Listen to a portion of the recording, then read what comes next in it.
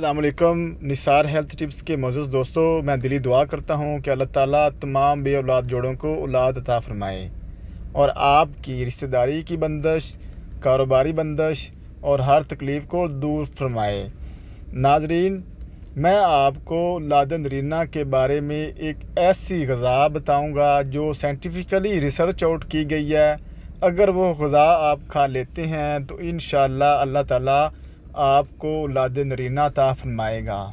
नाजरीन, जिन मरीज़ों ने भी इस ग़ज़ा को खाया है तो अल्लाह ताला ने अपने प्यारे हबीब के सदक़े उनको औलाद नरीना से नवाजा है। तो आपने मेरी वीडियो को एंड तक लाजमी देखना है और मेरी वीडियो को लाइक और शेयर लाजमी करना है।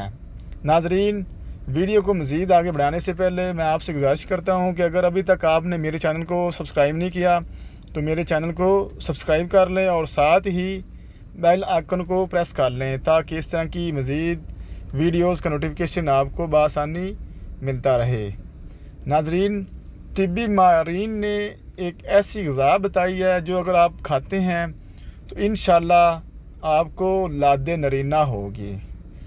नाजरीन, कहा जाता है कि अगर औरत को दाएं तरफ उसके रहम के अंदर खुश्की पैदा हो जाए, यानी कि गर्मी पैदा हो जाए, तो अल्लाह ताला उस औरत को बेटे से नवाजता है।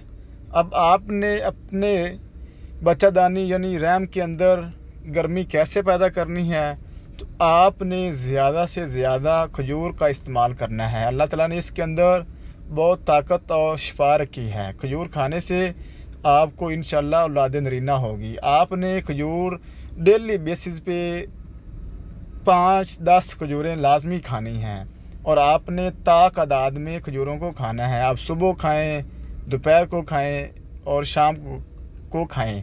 जितनी आप आसानी से खा सकती हैं खजूरें खाएं और अल्लाह ताला खजूर खाने के सदक़े से आपको औलाद नरीना अता फरमाएगा, क्योंकि खजूर खाना हुज़ूर अकरम सल्लल्लाहु अलैहि वसल्लम की सुन्नत है और आपको इस सुन्नत के सदक़े अल्लाह ताला औलाद नरीना से नवाजेगा।